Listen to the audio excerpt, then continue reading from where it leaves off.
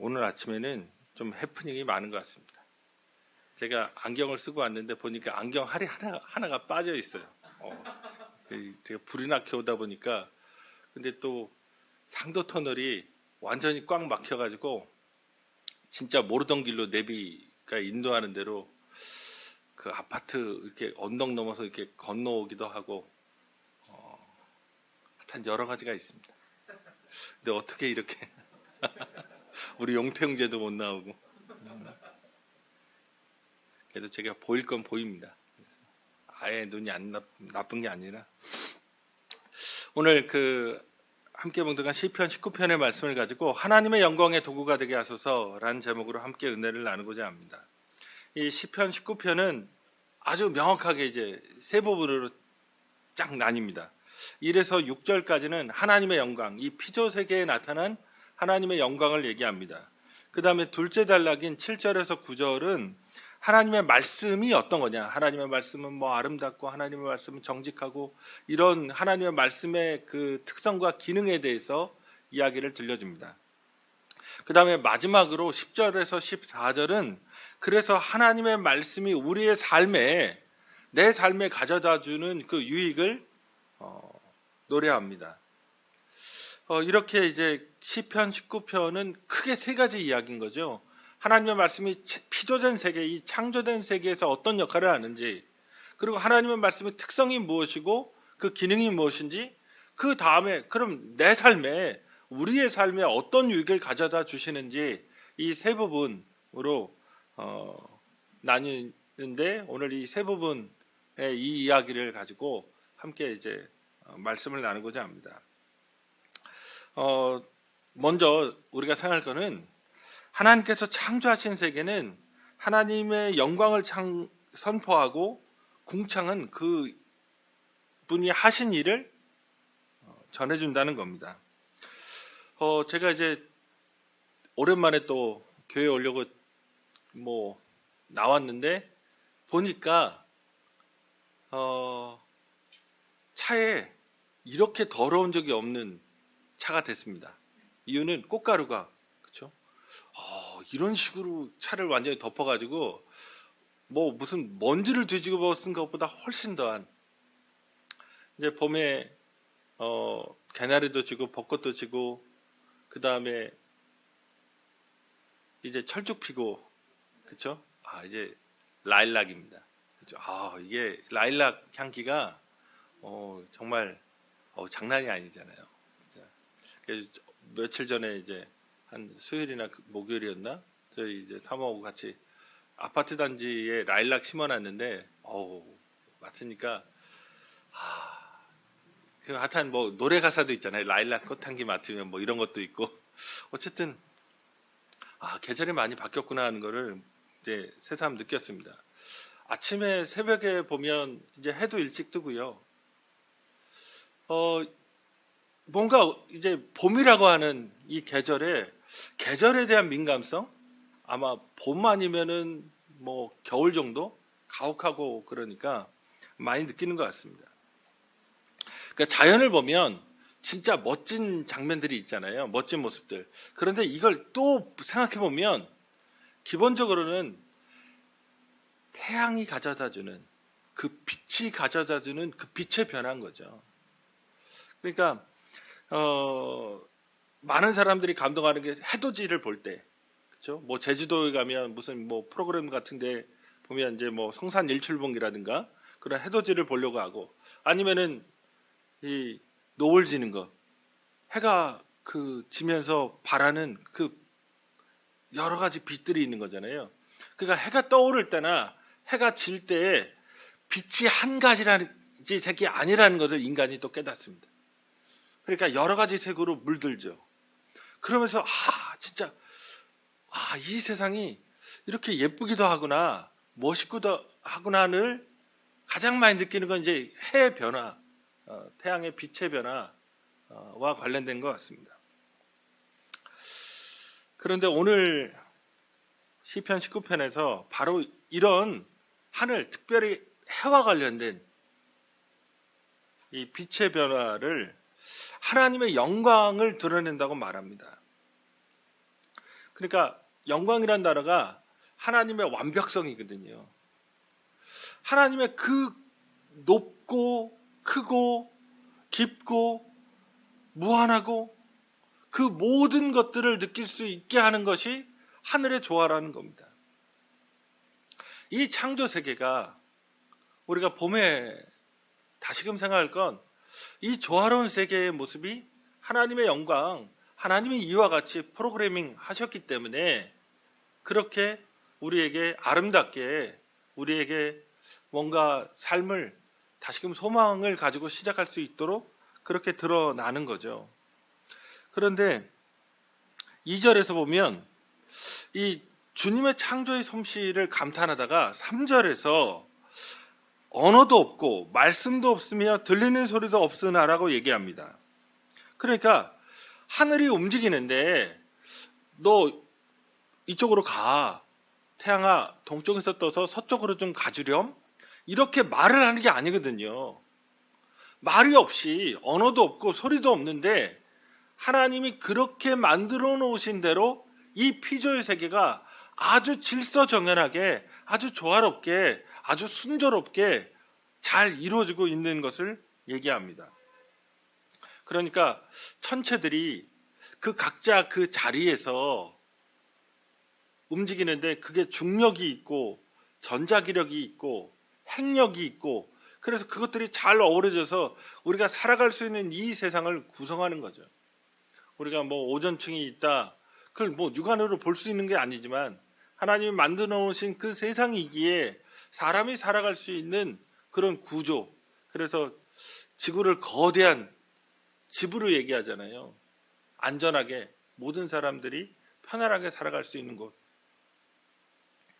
시편 19편은 이렇게 우리가 봄에 하나님이 만들어 오신 이 세상을 흠뻑 이렇게 느끼고 또 그 하나님의 조화로운 손길을 생각하듯이 하나님이 이 세상을, 그 모든 만물을 조화롭게, 그런데 언어도 없게, 인간이 상상할 수 없는 정도의 그런 신비롭게 세상을 창조하시고 운영하신다는 것을 보여줍니다.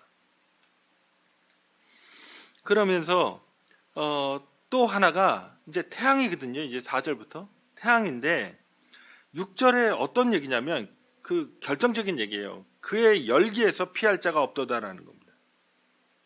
그리고 4절 상반부에서는 그의 소리가 온 땅에 통하고 그의 말씀이 세상 끝까지 이르렀도다. 그러니까 그 열기, 태양의 열기에서 피할 게 없잖아요. 태양이 뜨면 그 열기에서 가리울 수 있는 게 없습니다. 마찬가지로 하나님이 만들어 오신 이 세상이 끝까지 이루어지기 때문에 인간이 그 아래에서 살 수밖에 없다는 거예요. 하나님을 피할 자가 없다. 하나님의 계획과 하나님의 뜻대로 살아가고 있다고 하는 것, 그것을 얘기합니다. 오늘 이제 새 봄에 어떤 느낌으로 살아가십니까? 하나님이 이 세상 만물이 변화되는 이 조화 속에서 하나님이 이 세상을, 그리고 내 인생을 피할 곳이 없이 그렇게 움직이고 계시다고 하는 것을 믿고 또 그분께 자신의 삶을 신뢰함으로 맡겨드리고 계십니까? 아니면 계절은 바뀌어도 내 인생은 이렇다, 뭐 봄이 된들 괜히 우울하다, 계절 타면서 나는 왜 이러지? 뭐 이런 생각으로 지금 우주가, 이 세상 만물이 저마다 각자의 자리에서 하나님을 찬양하는 소리를 내는 거예요. 화음을 내고 꽃은 꽃대로, 태양은 태양대로, 바람은 바람대로, 비는 비대로, 흙은 흙대로, 그 모두가 다 조화롭게 하나님의 질서대로 살아가고 있는데 나는 거기에 하나님이 만들어 놓으신 이 세계에서 피할 곳이 없는데 하나님의 영광은 끝까지 이르는데 그 안에 살아가고 있는 내 그런 정서, 내 삶에 대한 느낌은 어떤 것인가? 우리가 겸손히 피조물의 하나로서 우리도 하나님의 영광을 찬양하고 하나님께 마땅히 기쁨으로 예배하는 우리가 되어야 될 것 같습니다. 그 다음으로 생각할 거는 이제 두 번째 단락인데, 하나님의 말씀이 하나님의 뜻을 알려주는 유일무이한 그 수단이자 완벽한 통로라는 겁니다. 자, 1절에서 6절에서 창조세계 전체가 하나님의 영광을 드러내지만 지금 앞서 말씀드린 대로 언어도 없어요. 지식도 없어요. 그러니까 이거 잘 모릅니다.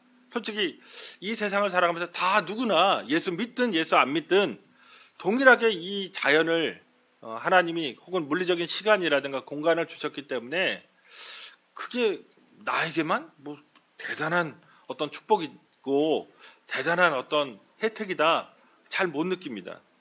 그런데 놀랍게 하나님이 이 창조 세계를 살아가는 인간에게는 그분의 말씀을 주신 겁니다.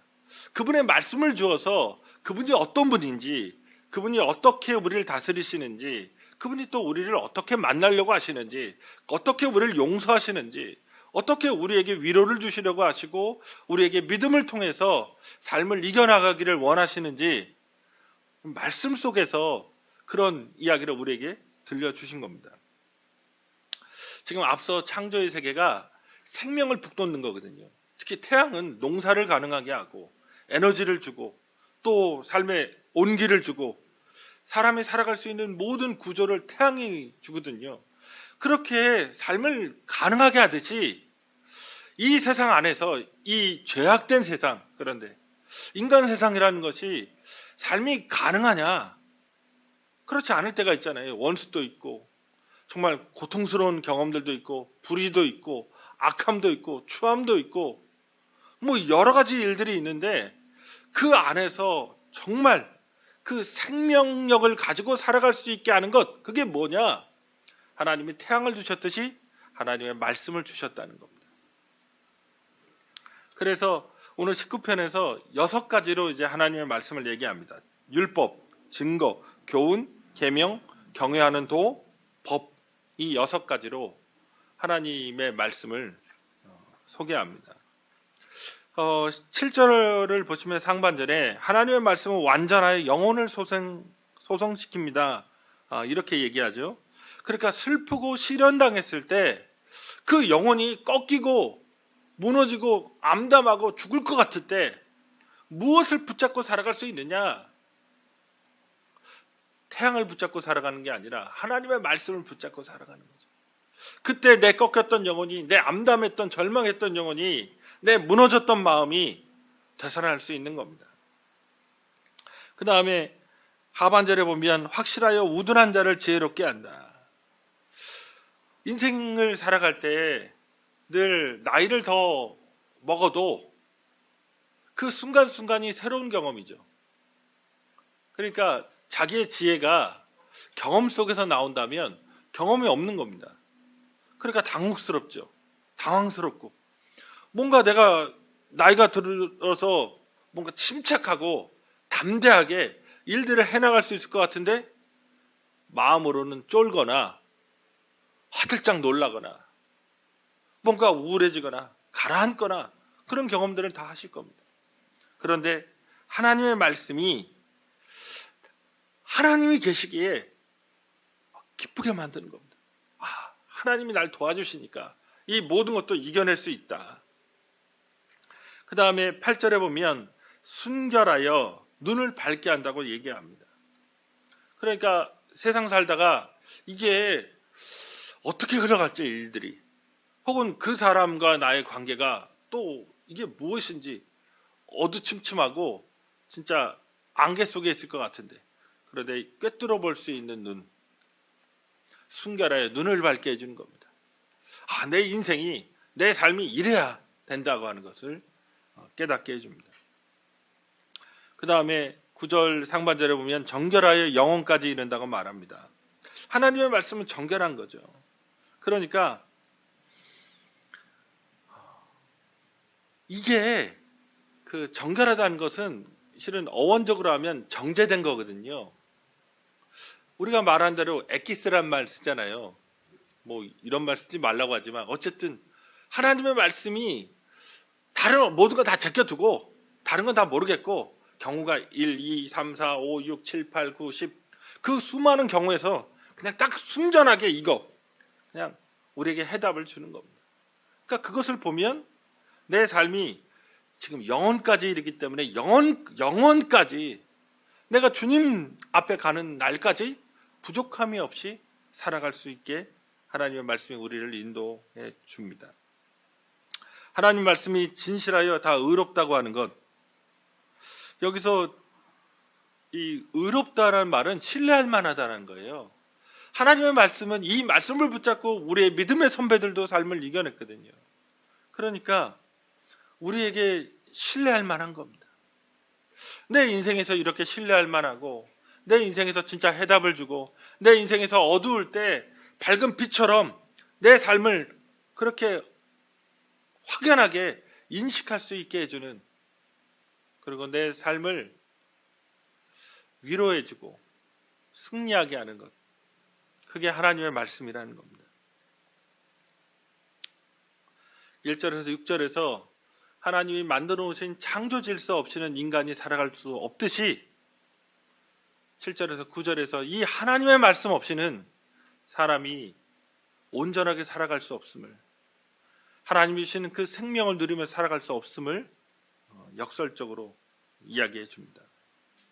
태양이 이 세상에 빛을 줘서 사람들에게 무엇을 해야 할지 밝혀주고, 따뜻한 빛을 주고, 심지어 곡식도 주고 수없이 많은 것들을 주는 것처럼 하나님의 말씀이 그와 같다는 겁니다. 내 삶에서 필요한 게 무엇일까? 내 삶에서 궁극적으로 내 마음에, 내 생각에, 내 행동에, 내 가정에, 내 직장에, 내가 살아가는 그 모든 일에서 필요한 게 무엇일까? 오늘 말씀대로 하면, 시편 19편대로 하면 가장 궁극적으로 필요한 건 하나님의 말씀입니다. 말씀을 내가 붙잡고 살아가고 있느냐, 이 말씀 속에서 내 삶의 길을 확보하고 있느냐, 이게 결정적인 상황인 겁니다. 늘 우리가 그런데 하나님의 말씀을 이야기할 때 우리가 기도 중에 많이 그런 얘기 하잖아요. 하나님의 사랑의 말씀. 하나님이 이것을 우리와 같은 죄인들을 위해서 주신 말씀입니다. 이 어두운 시대를 살아가는 사람들에게 주신 말씀이고, 그래서 우리에게 태양과도 같은 말씀이고, 생명을 가능하게 하는 그런 정말 인생의 정수 같은 그런 말씀인 거죠. 지금 그렇게 하나님이 우리에게 이 말씀을 주셨다는 것을 기쁨으로 받아들여야 됩니다. 하나님이 내게 이런 사랑의 소식을, 내가 이 삶을 살아갈 수 있도록 그렇게 말씀으로 나를 인도하고 계시다고 하는 것을 깨달아야 됩니다. 그래서 이 하나님의 말씀의 가치를 얘기하면서 10절에서 금곧 많은 순금보다 더 사모할 것이며 꿀과 송이꿀보다 더 달도다, 이렇게 얘기합니다. 이게 송이꿀, 제가 또 송이꿀 하니까 생각나는 게 있죠. 저번에 한번 말씀드렸잖아요. 사양벌꿀, 그렇죠? 얼마 전에도 사양벌꿀이 톡딜에 떴습니다. 그래서 제가 봤습니다. 한 거의 1000명이 사더라고요. 그래서 그 사람들 한 명 한 명씩 제가 물어보고 싶었습니다. 사양벌꿀이 뭔지 알고 사는 거냐. 그래서 벌한테 설탕 먹여서 그게 벌이 그 설탕 먹고 꿀 만든 거잖아요. 그게 진짜 설탕일까 꿀일까? 제가 그거 사고 나서 얼마나 구박을 받았던지 집에서 사양벌꿀 사지 말랬는데 샀다고. 저는 벌꿀이면 벌꿀인 줄 알았지, 누가 그 설탕 먹여가지고 그 벌꿀 만드는 그런 신묘막측한 기술을 사람이 아니 싸잖아요. 벌꿀은 벌꿀인데 되게 싸고 1+1 하나 더 껴주니까 이게 신세계구나 했다가 벌수는 없고 어디 이렇게 타먹는데 이게 설탕을 타먹는 건지 꿀을 먹는 건지, 그 사양벌꿀 검색하시면 하여튼 미네랄은 없다 뭐 이렇게 나와요. 먹은 게 설탕이니까 무슨 꽃 이런 걸 먹어야 미네랄도 있고 벌에, 그러니까 꿀에 그런 효능이 있는데, 어쨌든 지금 그리고 우리가 꿀이 상당히 흔한 시대에 살고 있지만 고대 뭐 양봉 같은 게 그렇게 안 되니까 가장 귀한 음식 재료입니다. 그러니까 지금 하나님의 말씀을 얘기하면서 가장 그 사람이 즐겁고 행복한 그런 최고급의 그런 기쁨을 표현하는 단어를 쓴 겁니다. 그러니까 금은 순금, 이거는 왕의 재산입니다. 아무나 못 가져요. 왕이 자기의 그 창고에 금을 이게 쟁여놓는 겁니다. 그 다음에 꿀은 그래서 이게 먹으면 신세계잖아요. 신들의 음식으로 신화에서는. 그리고 축제 때야 맛보는 디저트입니다. 아무 때 못 먹고, 그러니까 고대에는 설탕이 없으니까요. 그러니까 이런 사탕수수라든가 이런 거를 말려가지고 그 가루로 단맛을 내거든요. 그런데 그런 단맛, 그러니까 그 사탕수나 무화과 같은 거. 근데 그 뭐 정제도 되지 않은 상태니까 그렇게 달지 않거든요. 근데 꿀은 설탕보다 달잖아요. 이런 거 하나 먹으면 이제 눈이 밝아지는 거죠. 그래서 신들의 음식이거나 아니면 진짜 축제 때 조금 사람들에게 맛볼 수 있게 하는 정도였습니다. 그런데 하나님의 말씀이 그렇다는 겁니다. 이 지상에서 가장 귀한 게 뭐지? 순금이었고 가장 맛있는 게 뭐였지? 꿀이었던 시대에 하나님의 말씀이 그와 같다는 겁니다. 이 세상에서 맛볼 수 있는 최고의 은혜, 그게 무엇일까? 하나님의 말씀입니다. 이런 기쁨이 있기 때문에 우리가 시편 1편에서도 그 의인, 하나님을 따라가는 그 지혜로운 자는 오직 여호와의 율법을 즐거워하여 그의 율법을 주야로 묵상하는 거죠. 그래서 이 봄에 하나님의 말씀을 다시금 뜨겁게 만나시는, 깊이 소망하시는 그런 일들이, 그래서 행복과 기쁨을 주님 안에서 회복하시는 그런 일들이 일어나시기를 주님의 이름으로 축원드립니다. 마지막으로 하나님의 은혜만이 그런데 이 말씀을 지키게 하고 우리가 말씀 속에 살아갈 수 있는 그런 은혜와 복을 줍니다.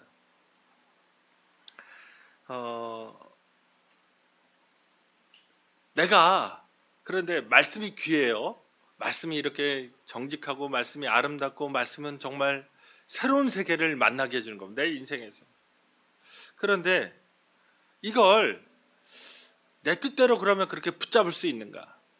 내가 말씀대로 진짜 작정하고 살아가겠다고 하면 그렇게 될 수 있는가? 그게 아니라 하나님이 나를 붙잡아 주시는 겁니다. 말씀을 주신 그분이 나를 사랑하셔서 그 말씀 주신 그분이 또 나를 사랑하셔서 부족한 내 인생을 붙잡아 주셔야 그 말씀 가운데 살아갈 수 있습니다. 11절에서 시편 기자가 자기 자신을 주의 종이라고 부릅니다. 한껏 자기를 낮춘 거죠. 하나님 앞에서 나는 이렇게 표현을 쓰는 게 아니라 주의 종, 나를 절대적으로 하나님 앞에서 낮춥니다. 그러면서 그 주인이신 그 하나님을 신뢰하고 그분의 처분을, 그분의 주권을 인정하는 태도를 보입니다. 그러면 11절에서 또 주의 종이 이것으로 경고를 받고 하는데, 이것이 히브리어로는 복수형이에요. 그러니까 그게 뭐냐면 아까 말씀에 대해서 6가지로 얘기했다고 했잖아요. 그러니까 그 말씀을 얘기하는 거예요. 말씀의 그 6가지 이름으로 불린 말씀들로 경고를 받는다.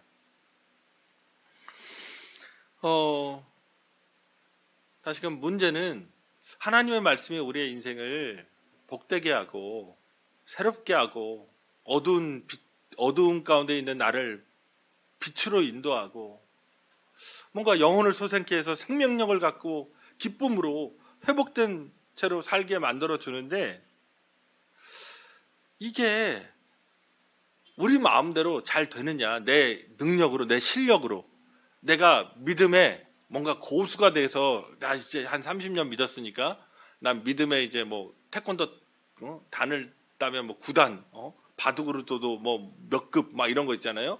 그런 것처럼 뭔가 자격증이 이렇게 딱 주어져 가지고 내가 이 말씀대로 진짜 잘 살아가고 살아낼 수 있느냐?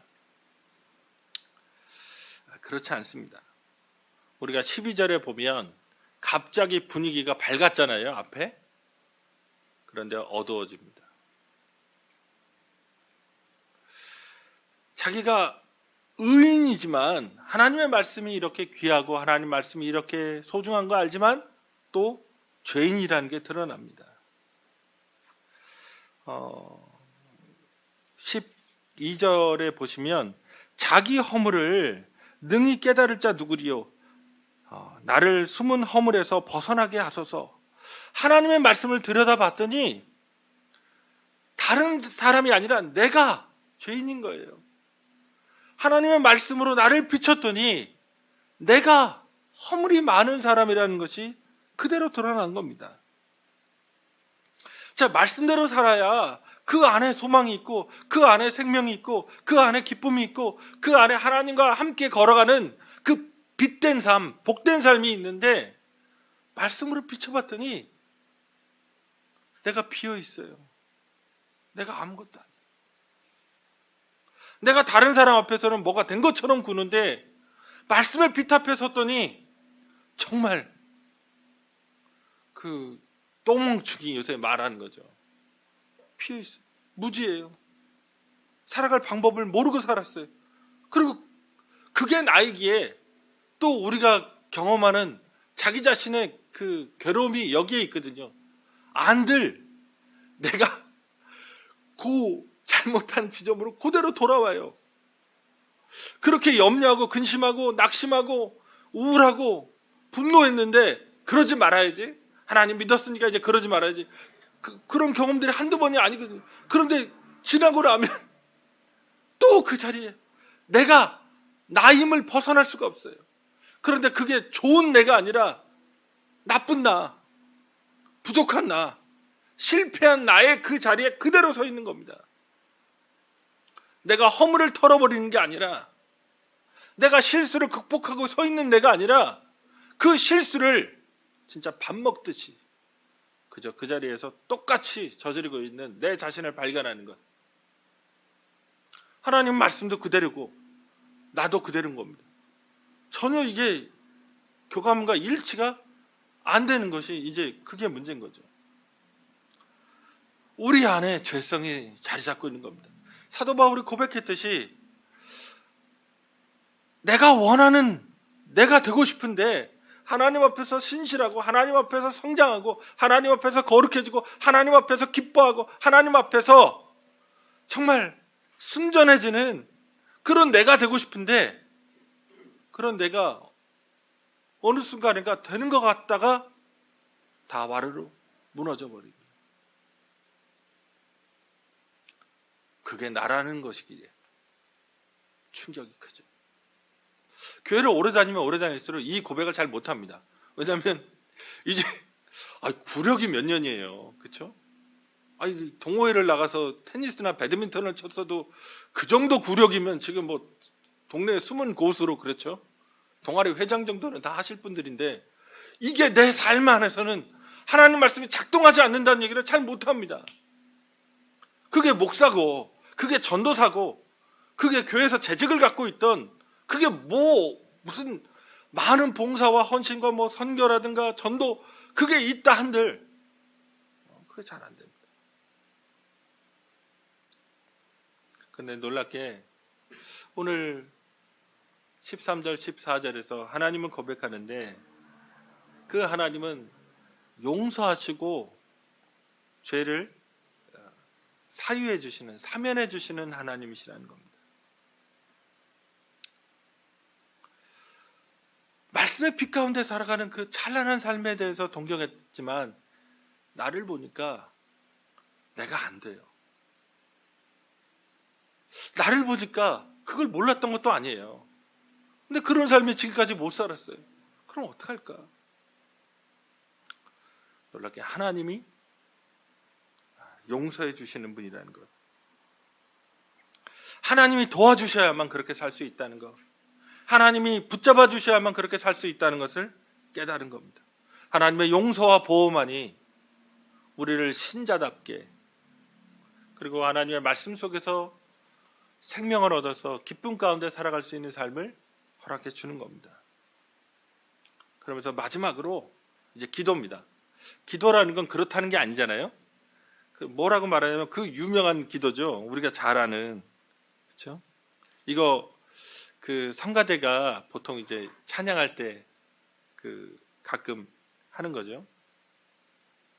내 입의 말과 마음의 묵상이 주님 앞에 연락되기를 원하나이다. 그러니까 내 마음과 내 말이 진짜 진실해서 하나님 말씀대로 그렇게 삶을 살아서 그렇게 연락되기를 원한다는 것, 그게 이런 기도, 이런 소망으로 끝을 냅니다. 실제일지 실제가 아닐지 모릅니다. 그런데 그런 간절한 소망이 있는 거죠. 하나님께 내 삶이 아름답게 드려지기를, 내 삶이 하나님의 말씀처럼 생명력이 넘치기를, 하나님이 나를 붙잡아 주시는 것처럼 내가 기쁨으로 살아내기를, 하나님이 나를 인도하시는 것처럼 내가 절망하는 게 아니라 감사로 살아낼 수 있기를, 이런 바람을 드리는 거죠.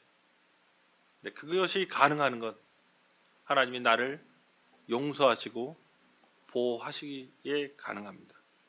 말씀 맺겠습니다. 새 봄이 됐습니다. 창조 세계, 이 피조 세계의 강렬한 변화를 우리가 몸소 이제 느낍니다. 그런데 그 가운데 핵심은 이제 태양이죠. 태양이 더 이상 더 많이 이제 쬐는 계절이 됐으니까요. 이 태양의 온기에서 피할 자가 없다.